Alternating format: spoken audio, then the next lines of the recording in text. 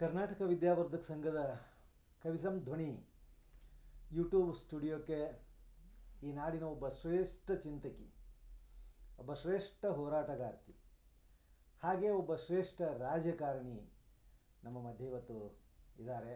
ಅವರೇ doctor BT Lalitha Nayak ಅವರು. ಅವರೊಟ್ಟಿಗೆ ನಾವು ಇವತ್ತೊಂದಿಷ್ಟು ಮಾತಾಡ್ತಾ ಒಂದಿಷ್ಟು ಹರಟೆ ಹೊಡೆಯುವಂಥ ಸಮಯ. ಅದಕ್ಕಾಗಿ ಈ ಸ್ಟುಡಿಯೋಕ್ಕೆ, ಕವಿಸಂ ಧ್ವನಿಯ ಸ್ಟುಡಿಯೋಕ್ಕೆ ಮೇಡಮ್ ಅವ್ರನ್ನ ಪ್ರೀತಿಪೂರ್ವಕವಾಗಿ ಸ್ವಾಗತ ಕೋರ್ತಾ ಇದ್ದೇನೆ. ನಮಸ್ಕಾರ ಮೇಡಮ್, ತಾವು ಇವತ್ತು ಕರ್ನಾಟಕದೊಳಗೆ ಅದು ಮಹಿಳೆಯರ ಬಗ್ಗೆ ಇರ್ಬೋದು, ನಮ್ಮ ಇವತ್ತಿನ ರಾಜಕಾರಣದ ಬಗ್ಗೆ ಇರ್ಬೋದು, ಹಾಗೆ ಇಂದಿನ ಒಟ್ಟು ವ್ಯವಸ್ಥೆ ಬಗ್ಗೆ ಕರಾರುವಕ್ಕಾಗಿ ಮಾತನಾಡಬಲ್ಲಂಥವರಲ್ಲಿ ತಾವು ಒಬ್ಬರು.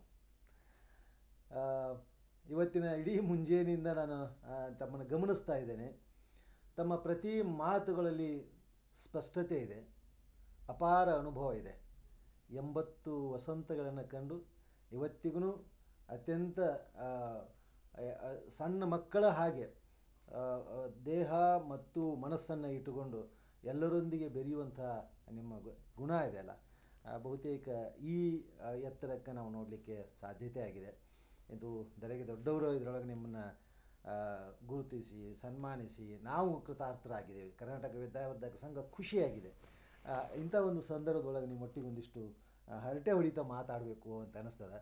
ತಮ್ಮ ಈ ತಾಂಡ ಇದೆಯಲ್ಲ, ತಾಂಡ ಇದರೊಳಗೆ ಊರು ಬಿಟ್ಟು ಇರುವಂಥ ಇದು ಈಗೆಲ್ಲವೂ ಬದಲಾವಣೆ ಆಗಿದೆ. ಅದು ಒಂದು ಗ್ರಾಮ ಅಂತ ತಿಳ್ಕೊಂಡು ಹೇಳಿ ಕನ್ಸಿಡರ್ ಮಾಡಿದ್ದಾರೆ. ಹಾಗೆ ಆರ್ಥಿಕವಾಗಿ ಇದನ್ನು ಕಂದಾಯ ಹಳ್ಳಿ ಅಂತ ಕನ್ಸಿಡರ್ ಮಾಡಬೇಕು ಅಂತ ಇಂಥದ್ದೆಲ್ಲ ಡೆವಲಪ್ಮೆಂಟು ಆಗಿದೆ. ಆಗಿನ ಕಾಲಘಟ್ಟದ ಏನು ನಿಮ್ಮ ಬಾಲ್ಯದ ಇದರೊಳಗೆ ತಾಂಡ ಇತ್ತು, ಹಾಗೆ ಆ ತಾಂಡದೊಳಗಿನ ಸಂಸ್ಕೃತಿ ಇದೆ, ಒಂದು ಕಲ್ಚರ್ ಇದಲ್ರಿ, ಭಾಳ ಭಿನ್ನವಾದ ಕಲ್ಚರ್ ಇದೆ. ಅಲ್ಲಿ ಆಹಾರದಾಗಿರ್ಬೋದು, ಉಡುಗೆ ತೊಡುಗೆ ಆಗಿರ್ಬೋದು. ಈ ಹಿನ್ನೆಲೆಯೊಳಗೆ ಒಂದು ಹಳ್ಳಿಗೆ ಬಂದಾಗ, ಆ ತಾಂಡದ ಜನ ಹಳ್ಳಿಗೆ ಬಂದಾಗ ಕಟ್ಟಿಗೆ ತೊಗೊಂಡು ಬರುವುದಾಗಿರ್ಬೋದು, ಅಥವಾ ಇನ್ನೊಂದು ಏನೋ ಕೇಳಕ್ಕೆ ಬರುವುದಾಗಿರ್ಬೋದು. ಆ ಸಂದರ್ಭದೊಳಗೆ ನಿಮ್ಮ ಇದು ಅದಲ್ಲ, ಏನು ಒಂದು ತಾಂಡದಿಂದ ನಾನು ಇಲ್ಲಿ ಬರೋ ಹಳ್ಳಿ ಒಳಗೆ ಹೋಗ್ತೀನಿ ಅಂತ ಅನ್ನುವಾಗ, ಕಟ್ಟಿಗೆ ಮಾರಕ್ಕೆ ಹೋಗುವಾಗ ಅಥವಾ ಇದುವಾಗ, ಅಂಥದ್ರೊಳಗೆ ನಿಮ್ಮ ಜನಾಂಗದ ಜನ ಅನುಭವಿಸಿದ ನೋವು ಇದೆಯಲ್ಲ, ಅದು ಒಂದು ರೀತಿ ಒಳಗೆ ಅಸ್ಪೃಶ್ಯ ರೀತಿ ಒಳಗಡೆ ಆ ಊರಿನ ಜನ ನೋಡಿದ್ದಾಗಿರ್ಬೋದು, ಅಥವಾ ಇನ್ನೊಂದು ಯಾವುದೋ ರೀತಿ ಒಳಗೆ ಅವರನ್ನು ಟೀಕೆ ಮಾಡಿದ್ದಾಗಿರ್ಬೋದು, ಅಥವಾ ನೋಯಿಸಿದ್ದಾಗಿರ್ಬೋದು. ಇಂಥವೆಲ್ಲವೂ ಏನೆಲ್ಲೂ ಆಗಿದ್ದಾವೆ. ಅಂಥ ನೆನಪುಗಳು ಅಂತಂದಿಷ್ಟು ಹಂಚ್ಕೊಳ್ಳಿಕ್ಕಾಗತ್ತಾ ಅಂತ. ಹೌದು, ಇದು ಬಹಳ ಅದ್ಭುತವಾದ ನೆನಪಿದು. ಯಾಕೆಂದರೆ ಆ ಜನ, ನಮ್ಮ ಜನ ಕಾಡುಗಳಲ್ಲಿ ಓಡಾಡ್ತಿದ್ದ ಜನ. ತಾಂಡ ಅಂದರೆ ಆಯ್ತು, ಇವತ್ತಿಗೂ ಎಷ್ಟೋ ಕಡೆ ಮೇಷ್ಟ್ರುಗಳನ್ನು, ಕನ್ನಡ ಮೇಷ್ಟ್ರನ್ನು ಇಡಲ್ಲ. ಯಾಕೆಂದರೆ ಮಾತು ಬರಲ್ಲ, ಕನ್ನಡ ಮಾತೇ ಬರಲ್ಲ ಅವರಿಗೆ. ಆ ಸ್ಥಿತಿಲಿದ್ದಾರೆ ಇವತ್ತಿಗೂ. ಯಾಕೆ ಬರಲ್ಲ ಅಂದರೆ, ಅವರು ಕಾಡು ಮೇಡುಗಳಲ್ಲಿ ಸುತ್ತ ಇದ್ದಾಗ ಪ್ರಾಣಿಗಳು ತಮಗೆ ಹಿಂಸೆ ನಮ್ಮ ಮೇಲೆ ಅಟ್ಯಾಕ್ ಮಾಡಬಾರ್ದು ಅನ್ನೋದಕ್ಕೆ ಗಾಜನ್ನು ಹೊಲ್ಕೊಂಡ್ರು. ಆಮೇಲೆ ಮೇಲಕ್ಕೆ ಲಂಗಗಳು ಕೆಳಗಿದ್ರೆ ಮುಳ್ಳು ಕಂಟಿ ಎಳಿತವೆ, ಅದಕ್ಕೆ ಮೇಲಕ್ಕೆ ಉಡ್ತಾರೆ. ಆಮೇಲೆ ಆಯುಧಗಳನ್ನು ಅವರು ಒಡವೆಯಾಗಿ ಧರಿಸ್ತಾರೆ. ವಾಂಕಡಿ ಅಂತಾರೆ. ವಾಂಕಡಿ ಅಂದರೆ ಅವು ಶೂಲ ಇದ್ದಂಗೆ ಇರ್ತವೆ ಕೈಗೆ. ಯಾವುದೇ ಪ್ರಾಣಿ ಬರಲಿ, ಯಾವನೊಬ್ಬ ಮುಖದ ಹತ್ರ ತಂದ ಅವನಿಗೆ ಹಿಂಗಿರಿದ್ರೆ ಅವ್ನು ಮತ್ತಷ್ಟು ದೂರ ಹೋಗಿರ್ಬೇಕು, ಬಿದ್ದಿರಬೇಕು. ಆ ರೀತಿಯಲ್ಲಿ ಹೆಣ್ಣು ಮಕ್ಕಳು ಈ ಮುಕುರ ಅದಕ್ಕೆ ಮುಳ್ಳಂಗಿರ್ತವೆ ಅವ್ರು. ಈಗ ಅಷ್ಟಿಲ್ಲ, ಆಗ ಅಷ್ಟು ಒರಟಿರ್ತದದು. ಆ ಒರಟು ಯಾರು ಮುಖ ಹತ್ರ ತರಕ್ಕೆ ಸಾಧ್ಯ ಇಲ್ಲ, ಗಂಡನಿಗೆ ಕೂಡ ಸಾಧ್ಯ ಇಲ್ಲ. ಅಷ್ಟರ ಮಟ್ಟಿಗೆ ಅವು ವರ್ಕ್ ಮಾಡ್ತವೆ. ಸಂರಕ್ಷಿಸೋಸ್ಕರ ಅದು ಒಡವೆನೂ ಆಗಬೇಕು, ಆಯುಧನೂ ಆಗಬೇಕು. ಆ ರೀತಿಯಲ್ಲಿ ಎಲ್ಲ ಬೆರಳುಗಳಿಗೂ, ಮತ್ತು ಇಲ್ಲಿಂದ ಇಲ್ಲಿ ತನಕ, ಇಲ್ಲಿಂದ ಇಲ್ಲಿ ತನಕ ಅವರು ಬಿಳಿಯ ಇದನ್ನು ದಂತದ್ದು, ಆ ದಂತದ್ದು ಯಾಕೆ ಹಾಕ್ತಾರಂದರೆ ಮುಳ್ಳು ತರಿಸಬಾರ್ದು. ಆಗ ಎಲ್ಲ ಕಾಡು ಸಂಸ್ಕೃತಿ, ಆ ಕಾಡಿನ ಇದನ್ನೇ ಇವತ್ತು ಇಲ್ಲಿ ಆ ರೂಪವನ್ನು ನಾವು ನೋಡ್ತಾ ಇದ್ವಿ. ಯಾಕೆ ಅವ್ರು ಹಾಕ್ಬೇಕು ಅಷ್ಟೊಂದು? ಅದು ಎಲ್ಲರ ಓಪನ್ ಇರುತ್ತಾ? ಇರಲ್ಲ. ಅವು ತೊಳಿಬೇಕಾದ್ರೆ ತುಂಬ ಕಷ್ಟಪಟ್ಟು ತೊಳಿತಿರ್ತಾರೆ, ಕಳ ಕಳ ಶಬ್ದ ಬರ್ತಾವೆ.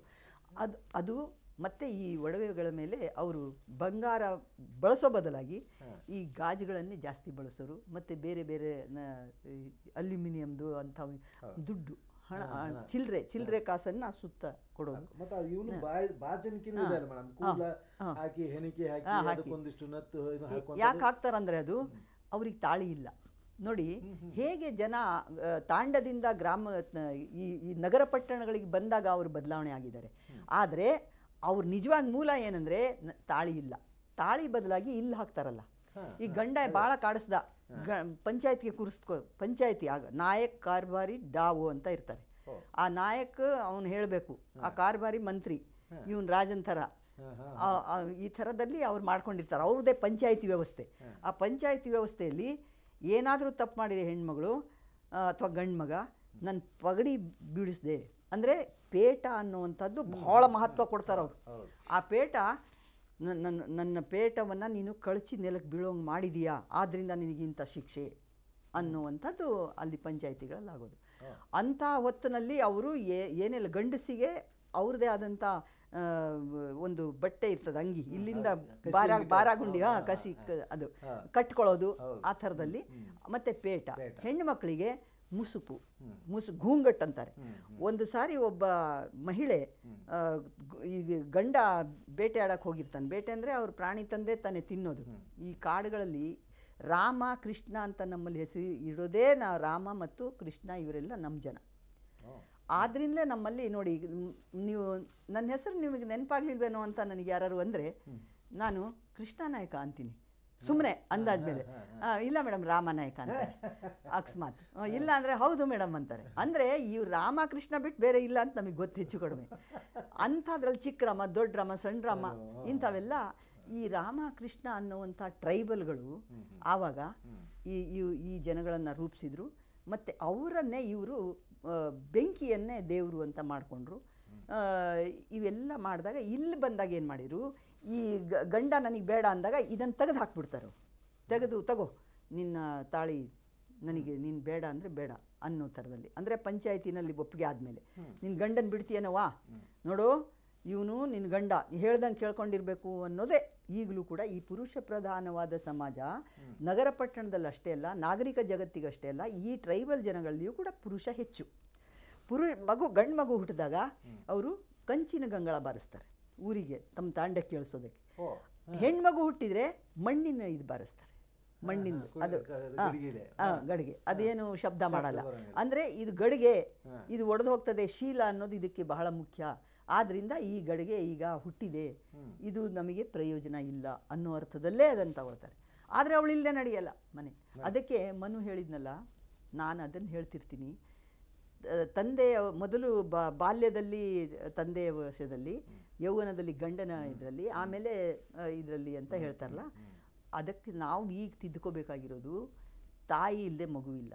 ಬಾಲ್ಯದಲ್ಲಿ ತಾಯಿ ಬೇಕು, ಯೌವನದಲ್ಲೂ ತಾಯಿ ಬೇಕು, ಹೆಂಡತಿ ಬೇಕೇ ಬೇಕು, ಹೆಂಡತಿ ಬೇಕೇ ಬೇಕು. ವಯಸ್ಸಾದಾಗಂತೂ ಆಕೆ ಸತ್ತರೆ ಅವ್ನು ಮಾನಸನೇ ಸತ್ತು ಹೋಗ್ತಾನೆ, ಅವನು ಅಷ್ಟು ಅವಲಂಬಿತನಾಗಿರ್ತಾನೆ. ಆದ್ದರಿಂದ ಗಂಡು ಮತ್ತು ಹೆಣ್ಣು ಎರಡೂ ಕೂಡ ಬಹಳ ಮುಖ್ಯ ಅನ್ನೋದನ್ನು ಬಿಂಬಿಸ್ಬೇಕು ನಾವು ಅನ್ನುವಂಥದ್ದು. ಇದು ಟ್ರೈಬಲ್ಗಳಲ್ಲಿ ಬಹಳ ಇದೆ. ಈಗ ಹೆಣ್ಣು ಹೆತ್ತರೆ ಇದು ಅಂತ ಹೇಳ್ತೀವಲ್ಲ, ಹೆಗ್ಗಣ ಹತ್ತಿದಂಗೆ ಅಂತ, ಅದು ಈ ಜನಗಳಲ್ಲೂ ಇದೆ. ಈ ಜನಗಳಲ್ಲೂ ನೀನು ಇದು ಏನು ಪಂಚಾಯತಿ ನಡೀತಿರುವಾಗ ನೀನು ಹೆಣ್ಣೆಂಗಸು ದೂರ ಇರಬೇಕು ಅಂತ.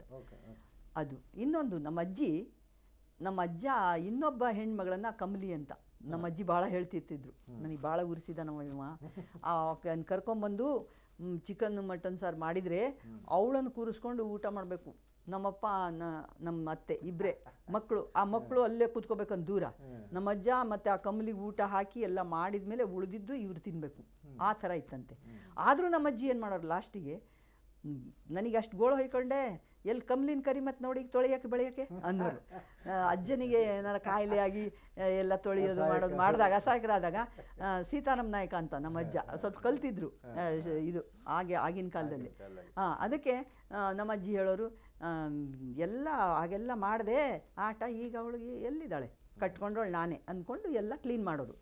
ಆಮೇಲೆ ವರ್ಷಕ್ಕೊಂದು ಸಾರಿ ಇದು ಎಂಥದ್ದು ತಿರುಪತಿ ದೇವರ ಇದನ್ನೆಲ್ಲ ಇವ್ರು ಕಲ್ತ್ಕೊಂಡ್ರು. ತಾಂಡಕ್ಕೆ ಬಂದಮೇಲೆ ಅವರು ಊಟ ಮಾಡಿ ಬಿಟ್ಟಿದ್ದನ್ನು ನಾವು ಉಣ್ಬೇಕು ಅನ್ನೋವಂಥದ್ದು.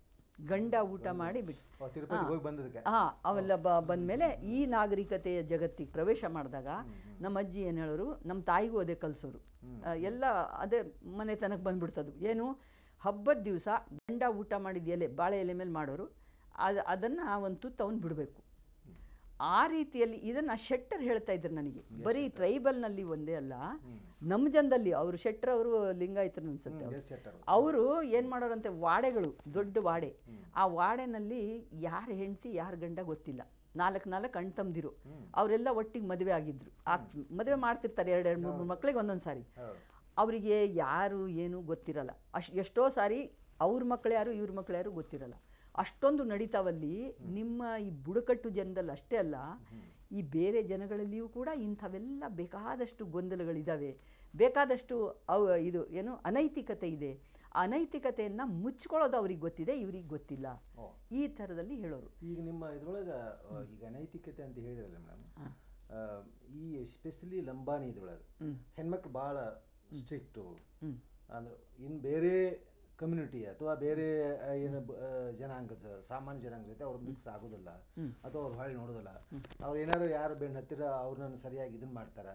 ಇಂಥದ್ದು ಒಂದು ನಾವು ಸಣ್ಣವ್ರು ಇದ್ದಾಗ ಇದನ್ನು ಕೇಳಿದ್ದು. ಅಂದ್ರೆ ಒಂದು ಮಹಿಳೆ ಇದಲ್ಲ, ತನ್ನ ಏನು ಸಮುದಾಯದ ಇದರೊಳಗನ ಚೌಕಟ್ಟಿನೊಳಗನ ಅವಳು ಇರುವಂಥದ್ದು. ಅದು 100% ನಿಜ. ಯಾಕೆ ಅಂದರೆ ಈ ಹೆಣ್ಣು ಮಕ್ಕಳಿಗೆ ತನ್ನ ಗಂಡ ಏನಾರು ಮಾಡಿದರೆ ಏನೂ ತಪ್ಪಿಲ್ಲ. ಆದರೆ ಹೆಂಡತಿಯರು ತಾವಾಗೇ ಒಂದು ಬೇಲಿ ಕಟ್ಕೊಂಡು ತಾವಾಗೇ ತಮ್ಮ ಶೀಲಕ್ಕೆ ಹರಣ ಆಗಬಾರ್ದು, ಯಾರ ಜೊತೆನೂ ನಾವು ಹೋಗಬಾರ್ದು, ಭಿಕ್ಷೆ ಬೇಡಬಾರ್ದು. ಇವು ಅವರ ಒಂದು ಮೂಲ. ಇದು ಭಿಕ್ಷೆ ಬೇಡೋದು ಬಹಳ ಕಡಿಮೆ. ಈ ಹೋಳಿ ಹಬ್ಬದಲ್ಲಿ ಹೋಗಿ ಗೌಡನ ಹತ್ರ ಅವ್ರ ಹತ್ರ ಇವ್ರ ಹತ್ರ ಅದು ಕಾಸು ಕೇಳ್ತಾರೆ. ಅಂದರೆ ಹಬ್ಬದ ಖುಷಿಗಾಗಿ ಕೇಳ್ತಿರ್ತಾರೆ. ಒಂದು ಮಾತಿದೆ, ಅವರು ಎಷ್ಟು ನಂಬ್ಕೊಳ್ತಾರೆ ಅಂದರೆ ಬೇರೆ ಜನಗಳನ್ನು, ಅಲ್ಲಿ ಅವರು ಯಾವ ರೀತಿ ತಮ್ಮ ಶೀಲವನ್ನು ಬಿಟ್ಕೊಡಲ್ಲ. ಆದರೆ ಅವ್ರಿಗೆ ಹೆಂಗೆ ನಿಷ್ಠೆ ತೋರಿಸೋದಂದರೆ, ಅಡ್ಡಡ್ಡ ಮಳೆ ಬಂದು ದೊಡ್ಡ ದೊಡ್ಡ ಕೆರೆ ತುಂಬಿ, ಅಡ್ಡಡ್ಡ ಮಳೆ ಬಂದು ದೊಡ್ಡ ದೊಡ್ಡ ಕೆರೆ ತುಂಬಿ, ಗೊಡ್ಡು ಹೈನೆಲ್ಲ ಹೈನಾದವು, ಗೊಡ್ಡುಗಳೆಲ್ಲ ಹೈನಾದವು, ಗೊಡ್ಡುಗಳೆಲ್ಲ ಹೈನಾದವು, ನನ್ನ ಗೌಡನ ಶೆಡ್ಡಿಗೆ ಸಿರಿ ಬರಲಿ. ಗೌಡನ ಸೆಡ್ಡೆ ಅಂದರೆ ಬಿತ್ತೋದಕ್ಕೆ ಬೀಜ ಹಾಕ್ಕೊಂಡು ಹೋಗ್ತಾರೆ ಸೆಡ್. ಅಲ್ಲಿ ಮಳೆ ಬಂತು, ದೊಡ್ಡ ಮಳೆ ಬಂತು, ಎಲ್ಲ ಕೆರೆಗಳು ತುಂಬಿದ್ವು, ಮತ್ತು ಗೊಡ್ಡು ದನಗಳು ಕೂಡ ಹೈನಾಗಿ ಒಳ್ಳೆ ಹಾಲು ತುಪ್ಪ ಕೊಟ್ಟವು, ಎಲ್ಲ ಆಯಿತು. ಇದೆಲ್ಲ ಆಗಿದ್ದಕ್ಕೆ ಏನಪ್ಪ ಅಂದರೆ, ನನ್ನ ಗೌಡನ ಮನೆಯ ಸೆಡ್ ಅವನಿಗೆ ಸಿರಿತನ ಬರಲಿ, ನನಗಲ್ಲ. ಅಂದರೆ ನೋಡಿ, ಗುಲಾಮಿ ಸ್ಥಿತಿ ಹೇಗೆ ಇದೆ ಅಂದರೆ, ಅವನಿಗೆ ಪ್ರಾರ್ಥನೆ ಮಾಡ್ತಾರೆ ಆಶಯ ಅಂದರೆ ಆ ರೀತಿಯಲ್ಲಿ ಅವರು ನಂಬಿಕಸ್ಥ ಜನ. ಆ ನಂಬಿಕಸ್ಥ ಜನ ಹೆಂಗಿದ್ರು ಅಂದರೆ, ಹಿಂದೆ ಮಹಾರಾಜರು ಬಂದಿದ್ರಂತೆ, ನಾಲ್ವಡಿ ಕೃಷ್ಣರಾಜ ಒಡೆಯರು ನಮ್ಮ ಊರುಗಳಿಗೆ. ಆಗೆಲ್ಲ ಇವರು ನಮ್ಮ ಪ್ರಾಯದ ಇವರು ಅಜ್ಜಿ ಎಲ್ಲ ನೋಡೋಕೆ ಚೆನ್ನಾಗಿದ್ರು. ಇವ್ರು ಯಾರು ಅಂದರೆ, ಇವನು ನಮ್ಮದು ಅಜ್ಜನ ತೋರಿಸಿ, ಇವಳು ಮದುವೆ ಆಗಿದೆಯಲ್ಲ ಸ್ವಾಮಿ, ನಮ್ಮ ಮಗಳೇ ಆಗಬೇಕು ಅಂತ ಹೇಳಿದ್ದಾರೆ. ಆಗ ಇವರಿಬ್ಬರು ನೋಡೋಕ್ಕೆ ತುಂಬ ಚೆನ್ನಾಗಿದೆ, ನಮ್ಮ ಅರಮನೆಗೆ ಮೈಸೂರಿಗೆ ಕಳಿಸ್ಬಿಡಿ ಇವ್ರನ್ನ, ಇವರೊಂದು ಜೋಡಿ, ಅವರಿಗೆ ಒಂದು ಮನೆ ಮಾಡಿ ನಾವು ಅಲ್ಲಿ ಇಡ್ತೀವಿ, ಈ ಲಂಬಾಣಿ ಇದೇ ಡ್ರೆಸ್ನಲ್ಲಿ ಇರಬೇಕು ಇವರು, ಮತ್ತು ನಮ್ಮ ಅರಮನೆಯಲ್ಲಿ ಇವರೊಂದು ಮಾದರಿಯ ಇದಾಗಿ ಒಂದು ಜಾತಿಯವರಾಗಿ ಇರ್ತಾರೆ ಅಂತ. ತಕ್ಷಣ ಎಲ್ಲರೂ, ಮಹಾರಾಜರೇ ಹಾಗೆಲ್ಲ ಮಾಡೋಕ್ಕೆ ಹೋಗಬೇಡಿ, ಮಹಾರಾಜರಿಗೆ ತಿರುಗಿ ಬಿದ್ದಿದ್ದಾರೆ ಇವರು, ನಮ್ಮ ಜನಗಳನ್ನು ನಾವೆಲ್ಲೂ ಹಂಗೆ ಕಳಿಸಲ್ಲ, ನಿಮ್ಮ ಅರಮನೆನೇ ಆಗಿರ್ಬೋದು, ನಮ್ಮ ಗುಡಿಸ್ಲೇ ಆಗಿರ್ಬೋದು, ನಮ್ಮ ಗುಡಿಸ್ಲೊಳಗೆ ನಾವು ಇರ್ತೀವಿ ಹೊರತು ನಾವು ನಿಮ್ಗೆ ಕಳಿಸೋಲ್ಲ. ಅಂದ್ಕೂಡಲೇ ಮಹಾರಾಜರು ಒಂದು ತಟ್ಟೆ ತುಂಬ ರಾಣಿ ರೂಪಾಯಿ ಅಂತಾರೆ ಆಗ, ಬಂಗಾರದ ಬೆಳ್ಳಿ ರೂಪಾಯಿಗಳು ಅವನ್ನೆಲ್ಲ ಕೊಟ್ಟು, ಆಯ್ತಪ್ಪ ನೀವು ನೋಡ್ರಿ ಎಷ್ಟು ದೊಡ್ಡ ಮನಸ್ಸಿದೆ ಅವರಿಗೆ, ನಾನು ಆರ್ಡ್ರ್ ಮಾಡ್ತಾ ಇದ್ದೀನಿ, ನೀವು ಕಳಿಸ್ಬೇಕಂತ ಹೇಳಬೇಕಾಗಿತ್ತಲ್ಲ, ಹೇಳಿಲ್ಲ ಅವರು. ಆಯಿತು, ನಿಮ್ಮ ಏನು ಸಂಸ್ಕೃತಿ ಇದೆ ಆ ಸಂಸ್ಕೃತಿ ನನಗೆ ಇಷ್ಟ ಆಯಿತು, ನೀವು ಇರಿ ಅಂಥೇಳಿ ಅದು ಕೊಟ್ಟು ಹೋದರು ಅಂತ ಹೇಳ್ತಾರೆ. ನೀವು ಸುಂದರ ಬಗ್ಗೆ ಹೇಳಿದೆ, ಸೌಂದರ್ಯದ ಬಗ್ಗೆ. ಈ ಬಹುತೇಕ ಲಂಬಾಣಿ ಏನು ಹೆಣ್ಮಕ್ಳಿಗಿರ್ಬೋದು ಗಂಡು ಮಕ್ಕಳಿಗಿರ್ಬೋದು ಒಳ್ಳೆ ಇದು ಅದ, ಫಿಟ್ನೆಸ್ ಅಂತೇನು ಹೇಳ್ತೇವೆ, ರೂಪ ಇದ್ರಾಗಿರ್ಬೋದು, ಬಾಡಿ ಇದ್ರೊಳಗಾಗಿರ್ಬೋದು, ಹಿಂಗಿದೆ. ಇದು ಒಂದು ಬಹುತೇಕ ಲಂಬಾಣಿ ಇದ್ರೊಳಗೆ ಏನು ಒಂದು ಜನಾಂಗ ಹಾಗೆ ಬರಬೇಕಾದ್ರೆ ಹಿನ್ನೆಲೆ ಏನಿರ್ಬೋದು ಅಂತ. ಯಾಕಂದ್ರೆ ಒಂದು ಕಾಡಿನೊಳಗೆ ಇದ್ದವರು, ಕಾಡಿನ ದಂಡಿಗೆ ಬಂದಂಥವ್ರು, ಆ ನಂತರ ಇವಾಗ ಹೊರಗಡೆ ಇದಿಟ್ಕೊಂಡು ತಂಡ ಕಟ್ಕೊಂಡು ಇದನ್ನಿರುವಂಥವ್ರು. ಆ ಇಡೀ ಒಟ್ಟು ಲಂಬಾಣಿಯ ದೇಹದ ಇದು ಸ್ಟ್ರಕ್ಚರ್ ಇದಲ್ಲ, ಈಗ ನಾವು ಯಾವುದರ ಇನ್ನೊಂದು ಕಮ್ಯುನಿಟಿ, ಈಗ ನಾವು ದಲಿತರು ಅಂತ ಹೇಳಬೇಕಾದಾಗ ಅಕಾರ್ರಗದ ದಪ್ಪಗ ಟೊಮ್ಗ ಅಂತ ಹೇಳ್ತೀವಿ. ಈಗ ಲಂಬಾನೀಸ್ ಹೇಳಬೇಕಾದಾಗ ಬೆಳ್ಳಗ ಚಂದಂಗ ಎತ್ತರ ಹೈಟು ಹಿಂಗೆಲ್ಲ ಇದೆ. ಏನಾದ್ರೂ ಹಿನ್ನೆಲೆ ಇರ್ಬೋದು? ಅದು ಜನಾಂಗೀಯ ಅಧ್ಯಯನ ಮಾಡೋರು ಹೇಳ್ತಾರೆ, ಈ ಜಗತ್ತಿನಲ್ಲಿ 4 ಜನಾಂಗೀಯ ಇದೆ. ಅದರಲ್ಲಿ ಆರ್ಯನ್ ಇದಕ್ಕೆ ಸೇರಿದಂತಾರೆ ಇವರು ಅಂತ. ಅಂದರೆ ಅವರು ಎತ್ತರಕ್ಕೆ ಇರ್ತಾರೆ, ಇವರು ದ್ರಾವಿಡರಲ್ಲ. ಆದರೆ ದ್ರಾವಿಡ ಜನಗಳ ರೀತಿಯಲ್ಲಿ ಈಗ ಬದುಕ್ತಾ ಇದ್ದಾರೆ, ಎಸ್ಸಿಗಳಾಗಿ ಎಲ್ಲ ಆಗಿ. ಆದರೆ ಮೂಲತಃ ಅವರು ಆ ಒಂದು ರೇಸ್ ಇರೋದ್ರಿಂದ, ಆ ಒಂದು ಜೀನ್ ಅವರಲ್ಲಿ ಇರೋದ್ರಿಂದ ಅವರು ಆ ರೀತಿಯಾಗಿ ಇದ್ದಾರೆ. ಮತ್ತು ಅವರು ಬುದ್ಧಿವಂತರು ಹೌದು. ಅವರಲ್ಲಿ ಬುದ್ಧಿವಂತಿಕೆ ಹೆಂಗಿದೆ ಅಂದರೆ, ವಿದ್ಯಾವಂತರು ಅಲ್ದಿದ್ರು ಒಂದು ಮಾತಿದೆ, ಬೇಸ್ಪಣ್ ಊಟ ಜೂ ಮತ್ ಬೇಸ್ ಅಂತಾರೆ. ಅಂದರೆ ಕೂತ್ಕೋ, ನೋಡಿ ಕೂತ್ಕೋ, ಏಳು ಅನ್ನಿಸ್ಕೋಬೇಡ. ಆಮೇಲೆ ನೀನು ನಿನಗೆ ಈಗ ಸಹಾಯಕರು ನನಗೇನೂ ಇಲ್ಲ, ಈಗ ನೀವು ಯಾರೂ ನನಗೆ ಸಹಾಯ ಮಾಡ್ತಾ ಇಲ್ಲ. ಆಗ ಅವಳೇನು ಹೇಳ್ತಾಳೆ ಅಂದರೆ, ಉಪ್ಪರ್ ಬಳತೋ ಜಳ್ತೋ ಜಾಯವಾಳೋ ದೇಖ್ಲಿಯ ಜೋ, ಅಂದರೆ ಮೇಲೆ ಉರಿತಾ ಉರಿತಾ ಹೋಗ್ತಾ ಇದ್ದಾನಲ್ಲ ಅವನಿಗೆ ನನ್ನ ಕಷ್ಟ ನನ್ನ ಊರಿಗೆ ಗೊತ್ತಾಗತ್ತೆ, ನೀನೇನು ನೋಡ್ತೀಯ ಹೋಗು ಅನ್ನೋದು. ಆ ರೀತಿಯ ಒಂದು ಮಾತುಗಳು ಪೋಣಿಸಿ ಮಾತಾಡುವಂಥದ್ದು ಇವರು ಇದು ಮಾಡ್ತಾರೆ. ಆಮೇಲೆ ಭೋಜರಾಜನ ವಂಶ ಇದೆ ಇದು. ಯಾಕೆಂದರೆ ಭೋಜ್ಯ ನಾಯಕ ಅನ್ನೋದು ಬಹಳ ಇದೆ ನಮ್ಮಲ್ಲಿ. ಸಂಶೋಧನೆ ಮಾಡೋರು ಏನು ಮಾಡ್ತಾ ಇದ್ದಾರೆ ಅಂದರೆ, ಆ ಹಳುಬರು ಹೇಳೋದನ್ನೇ ಕೇಳ್ಕೊಂಡು ಇವರು ಸಂಶೋಧನೆ ಮಾಡ್ತಾರೆ. ಅದಲ್ಲ, ಕೆಲವರು ಸಂಶೋಧಕರು ನಮ್ಮಲ್ಲಿ ಬಹಳ ಬಹಳ ವೀಕ್ ಇದ್ದಾರೆ. ಸಂಶೋಧನೆ ಹೆಂಗೆ ಮಾಡಬೇಕಂದ್ರೆ, ಯಾವ ಮೂಲದಿಂದ, ಈಗ ನೋಡಿ 200-300 ವರ್ಷದ ಹಿಂದೆ ಒಬ್ಬ ಸೇವಾಲಾಲ್ ಅಂತ ಇದ್ದ ಅಂತ. ಅವನು ವೀರನಾಗಿದ್ದ ಅಥವಾ ಅವನು ಸಂತನಾಗಿದ್ದ ಅಥವಾ ಏನೋ ಇದ್ದ. ಅದನ್ನು ಇವರೇನು ಮಾಡಿದ್ದಾರೆ, ಆ ಒಬ್ಬ ದೇವತೆ, ಯಾರು ಜಗದಂಬೆ ಅನ್ನೋ ದೇವತೆ ಬಂದು ಸ್ವರ್ಗಕ್ಕೆ ಕರ್ಕೊಂಡು ಹೋದ್ಲು, ಹಿಂಗೆ ಕತೆ ಕಟ್ಟಿದ್ದಾರೆ. ನಾನು ಹೇಳ್ತೀನಿ, ಅವು ಆಗ ಮೌಢ್ಯದಿಂದ ಮಾಡಿರುವಂಥವು. ಈಗ ನನಗೇನು ತೋಚತ್ತೆ ಅಷ್ಟೇ ತಾನೇ ನಾನು ಬರೆಯೋದು. ವಿದ್ಯಾವಂತರಲ್ಲ, ಏನಿಲ್ಲ, ಅವ್ರಿಗೆ ಏನು ತೋಚ್ತೋ ಯಾರು ದೇವತೆ ಮನುಷ್ಯರನ್ನೆಲ್ಲ ದೇವ್ರು ಮಾಡಿ ಅವ್ರು ಹೇಳಿದರು. ಆದರೆ ನೀವು ಸಂಶೋಧಕರು, 300 ವರ್ಷದಿಂದ ಯಾವ ದೇವತೆ ಬರ್ತಾಳೆ? ಈ ಭಾಳ ಎಷ್ಟು ಜನ ನಮ್ಮವರಿದ್ದಾರೆ ಆ ಸಂದರ್ಭದಲ್ಲಿ. ಸ್ವಾತಂತ್ರ್ಯ ಹೋರಾಟಗಾರರು ಇದ್ದಾರೆ, ಆ ಸ್ವಾತಂತ್ರ್ಯ ಹೋರಾಟಗಾರರಲ್ಲಿ ಭಾಗವಹಿಸಿದವರು ಇದ್ದಾರೆ ಇವರಲ್ಲಿ. ಎಷ್ಟೋ ಜನ, ಝಲ್ಕಣಿ ಬಾಯಿ ಅಂತ, ಝಲ್ಕಣ್ ಬಾಯಿ ಅನ್ನೋಳು ಅವಳು ಸ್ವಾತಂತ್ರ್ಯ ಹೋರಾಟದಲ್ಲಿ ಪಾಲ್ಗೊಂಡಿದ್ದಾಳೆ. ಭೂರಿ ನಾಯಕಣ್ ಅಂದರೆ, ನಾಯಕಣ್ ಅಂದರೆ ನಾಯಕ್ ಅಂದರೆ ಯಜಮಾನ, ನಾಯಕಣ್ ಅಂದರೆ ಯಜಮಾನನ ಹೆಂಡತಿ ಅಂತ. ಆ ರೀತಿಯಲ್ಲಿ ಕೂಡ ಮಾಡಿದವರಿದ್ದಾರೆ. ಇವರು ಲಕ್ಷ್ಮೀಬಾಯಿ, ಝಾನ್ಸಿ ಲಕ್ಷ್ಮೀಬಾಯಿ ಒಂದು ಪಡೆ ಕಟ್ತಾಳೆ, ಮಹಿಳಾ ಪಡೆ. ಆ ಮಹಿಳಾ ಪಡೆಯಲ್ಲಿ ಈ ಬುಡಕಟ್ಟು ಜನನೇ ಇರ್ತಾರೆ. ಯಾಕೆಂದರೆ ಇವರು ತುಂಬ ಶಕ್ತಿವಂತರು, ತುಂಬ ಶಕ್ತಿ. ಈಗ ನೋಡ್ರಿ, ಇಲ್ಲಿ ಈಗ ನಾಟಕ ಏನು ಮಾಡಿ ತೋರಿಸ್ತಾ ಇದ್ರಲ್ಲ, ಈ ಮಂಗಳಮುಖಿ, ಸಿಕ್ಕಾಪಟ್ಟೆ ಶಕ್ತಿ ಇದೆ ಅವರಲ್ಲಿ. ಆ ಶಕ್ತಿಯನ್ನು ಎಲ್ಲರೂ ಮಾನವ ಶ್ರಮವಾಗಿ ಬಳಸಿದ್ದೆ ಆದರೆ ಅವ್ರು ಭಿಕ್ಷೆ ಬಿಡೋದು ಬೇಕಾಗಿಲ್ಲ.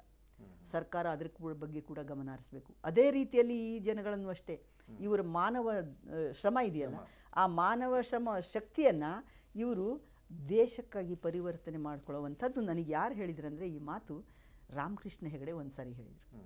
ನಾನು MLC ಆದ ಫಸ್ಟ್ನಲ್ಲಿ 1000 ಜನ ಲಂಬಾಣಿಗಳನ್ನು ಕರೆಸಿದ್ದೆ, ಲಂಬಾಣಿ ಮಹಿಳೆಯರನ್ನ. ಒಂದು ದೊಡ್ಡ ಸಮಾವೇಶ ಮಾಡಿದೆ. ನನಗೆ ಚಾನ್ಸ್ ಸಿಕ್ತು, ಯಾಕೆಂದರೆ ನನಗೆ ಆಸೆ ಇತ್ತದು ಮಾಡಬೇಕಂತ, ನನಗೆ ದುಡ್ಡಿರಲಿಲ್ಲ. ಆಗ ವಿಧಾನಸೌಧದ ಈ LHನಲ್ಲಿ ನನಗೊಂದು ರೂಮ್ ಕೊಟ್ಟಿದ್ರು. ಆ ರೂಮ್ ತುಂಬಿ ಹೊರಗಡೆ ಎಲ್ಲ ಬಂದು ಅವ್ರಿಗೆ ಕಕ್ಕಸಿಗೆ ಹೋಗಿ ಎಲ್ಲಿ ಹೋಗ್ಬೇಕು, ಏನು ಮಾಡಬೇಕು ಗೊತ್ತಿಲ್ಲ, ಅಲ್ಲಲ್ಲೇ ಕೂತ್ಕೊಂಡು ಅಲ್ಲೇ ಇದು ಮಾಡೋರು ಎಲ್ಲ. ಒಂದು ದಿನ ಒಂದು ಕಾರ್ಯಕ್ರಮ ಮಾಡಿದ್ವಿ. ಆವತ್ತು ರಾಮಕೃಷ್ಣ ಹೆಗಡೆಗೆ ತುಂಬ ಖುಷಿಯಾಯಿತು. ಅವರೇನು ಮಾಡಿದರು, ಇದರಲ್ಲಿ ಒಂದು ವಿಧಾನಸೌಧದ ಬ್ಯಾಂಕ್ವೆಟ್ ಹಾಲ್ನಲ್ಲಿ ಒಂದು ಬ್ಯಾಂಕ್ವೆಟ್ ಹಾಲ್ನಲ್ಲಿ ಅವರಿಗೆ ಟೀ ಪಾರ್ಟಿ ಇಟ್ಟರು. ಸಮೋಸ, ಟೀ, ಅಷ್ಟು ಜನಕ್ಕೆ. ಅವ್ರ ಗಂಡಸರು ಹೆಂಗಸರು ಎಲ್ಲರೂ ಖುಷಿಯಿಂದ ಬಂದು ನೋಡಿ ಇವೆಲ್ಲ ಇದು ಮಾಡಬೇಕು. ಪೊಲೀಸರು 4 ಕಡೆ ಬಾಗಿಲಲ್ಲಿ ಪೊಲೀಸರಿದ್ದರು. ಇವ್ರಿಗೆ ಬರ್ರಿ ನೀವು ಅಲ್ಲಿ ಟೀ ತಗೊಳ್ಳಿ ಅಂದ ಕೂಡಲೇ ನೋಡ್ರಿ ನುಗ್ಗಿದ್ರು. ಅವ್ರನ್ನೆಲ್ಲ ಎಲ್ಲೆಲ್ಲಿ ತಳ್ಳಿದ್ರು ಪೊಲೀಸರು ಅಲ್ಲಿ ಹೋಗಿ ಬಿದ್ದಿದ್ರು. ಆ ರೀತಿಯಾಗಿ 4 ಬಾಗಿಲು ಮುರಿದು ಒಳಗೆ ಹೋಗಿ ಅವು ಎಲ್ಲ ತಿನ್ನೋಷ್ಟು ತಿಂದು ತಮ್ಮ ಇದ್ರೊಳಗೂ ಹಾಕ್ಕೊಂಡು ಎಲ್ಲ ರಂಪ ಮಾಡಿಬಿಟ್ರು, ತಿಂದರು. ಆಮೇಲೆ ಭಾಷಣಕ್ಕೆ ನಿಂತಾಗ ನನಗೆ ತುಂಬ ಅವಮಾನ ಆಯ್ತು. ನನಗೆ ಗೊತ್ತಿಲ್ಲ ಹಿಂಗಾಗತ್ತೆ ಅಂತ. ನಾನು, ಸರ್ ತಾವು ಕ್ಷಮಿಸಬೇಕು, ನಮ್ಮ ಜನ ಕಾಡು ಜನ, ಅವರಿಗೆ ಗೊತ್ತಾಗಲ್ಲ ಯಾವ ರೀತಿ ಶಿಷ್ಟಾಚಾರ ಏನು ಗೊತ್ತಿಲ್ಲ, ಅದಕ್ಕೆ ಹಾಗೆಲ್ಲ ನುಗ್ಗಿ ಇದು ಮಾಡಿದ್ದಾರೆ ಅಂತ ನಾನು ಭಾಷಣದಲ್ಲಿ ಹೇಳಿದೆ. ಆಮೇಲೆ ಅವರು ಭಾಷಣ ಮಾಡಿದರು ರಾಮಕೃಷ್ಣ ಹೆಗಡೆ. ತಪ್ಪು ತಿಳಿದಿರಿ ಲಲಿತಾ ನಾಯಕ್, ನೀವು ಅವ್ರ ಮಾನವ ಶಕ್ತಿ ನೋಡಿ ನನಗೆ ತುಂಬ ಖುಷಿ ಆಯಿತು. ಕೇವಲ ಒಂದು ಟಿಫನ್ನಿಗೋಸ್ಕರ ಅವರು ಈ ಬಾಗ್ಲನ್ನು ಮುರ್ಕೊಂಡು ವಿಧಾನಸೌಧಕ್ಕೆ ಬಂದು ತಿಂತಾರೆ ಅಂದರೆ ಈ ದೇಶವನ್ನು ಎಷ್ಟರ ಮಟ್ಟಿಗೆ ಅವ್ರು ಕಾಪಾಡ್ಬೋದು. ಅವ್ರ ಶಕ್ತಿಯನ್ನು ನಾವು ಬಳಸ್ಕೋಬೇಕು. ಸರ್ಕಾರ ಇದನ್ನು ಮಾಡಿಲ್ಲ, ಮಾಡ್ತೀವಿ ನಾವು.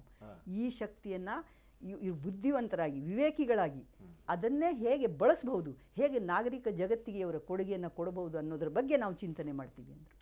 ನನ್ನನ್ನು ಥಿಂಕ್ ಟ್ಯಾಂಕ್ ಅಂತ ನನಗೂ ಒಂದು ಸೇರಿಸ್ಕೊಂಡ್ರು ಅದರಲ್ಲಿ, ಆ ಒಂದು ಚಿಂತನಾ ಸಭೆಯಲ್ಲಿ ಪ್ರತಿ ಸಾರಿ. ಅಂದರೆ ಈ ರೀತಿಯಾಗಿ ಚಿಂತನೆ ಮಾಡುವಂಥ ರಾಜಕಾರಣಿಗಳು ಇವತ್ತು ಬೇಕು. ಈ ಎಲ್ಲ ಬುಡಕಟ್ಟು ಜನಗಳು ತಮ್ಮದೇ ಆದಂಥ ಒಂದು ಶಕ್ತಿಯನ್ನು ಹೊಂದಿರ್ತಾರೆ, ತಮ್ಮದೇ ಆದಂಥ ಸಂಸ್ಕೃತಿ ಹೊಂದಿರ್ತಾರೆ. ಆ ಸಂಸ್ಕೃತಿ ಇಲ್ಲಿ ಜನಕ್ಕೆ ಉಪಯೋಗವಾಗೋ ರೀತಿಯಲ್ಲಿ ಅದನ್ನು ಬಳಕೆ ಮಾಡುವಂಥದ್ದು ಸರ್ಕಾರದ ಕೆಲಸ. ಈಗ ನಿಮ್ಮ ತಾಂಡ ಇದರೊಳಗೆ SC ST ಇದರೊಳಗೆ ಇದಾಗಿದೆ. ಅದೇ ರೀತಿ ದಲಿತ ಪ್ರತಿ ಹಳ್ಳಿಯೊಳಗೂ ದಲಿತ ಕೇರಿಗಳಿದಾವೆ.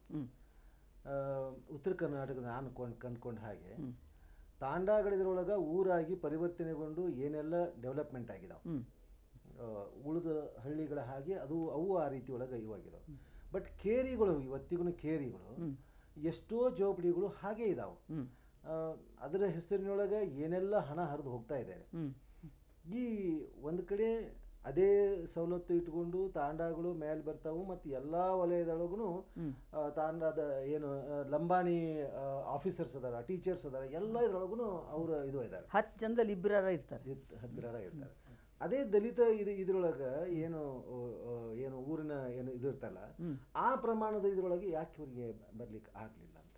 ಯಾಕೆ ಹೇಗೆ ಲಂಬಾಣಿ ಇವರು ಕಲಿತು ಏನೆಲ್ಲ ಮುಂದೆ ಹೋಗಿ ನುಗ್ಗಿ ಇದನ್ನ ಫೆಸಿಲಿಟೀಸ್ ತಗೊಂಡು ವ್ಯವಸ್ಥೆ ಒಳಗೆ ಅವರು ಏನು ಸ್ಥಾನವನ್ನೆಲ್ಲ ಪಡ್ಕೋದಲ್ಲ, ಅದೇ ರೀತಿ ಒಳಗೆ ಯಾಕೆ ಈ ದಲಿತ ಸಮುದಾಯ ಅಂದರೆ ವಿಶೇಷವಾಗಿ ಹಳ್ಳಿಯ ಹೊರಗಿರುವಂಥ ಕೇರಿ ಜನ ಯಾಕೆ ತಾಂಡ ಬರಲಿಲ್ಲ? ಈ ಜನಗಳಿಗೆ ಬಹಳ ಸೌಲಭ್ಯ ಸಿಕ್ಕಿದೆ, ಮೀಸಲಾತಿ ಸಿಕ್ಕಿದೆ. ಆದರೆ ಈ ಅಸ್ಪೃಶ್ಯತೆಯ ಜಾಡ್ಯ ಎಷ್ಟಿದೆ ಅಂದರೆ ಈ ಲಂಬಾಣಿ ಜನಗಳೇ ಅವರನ್ನು ದೂರ ಇಡ್ತಾರೆ. ಇವರೇ ಕೀಳು.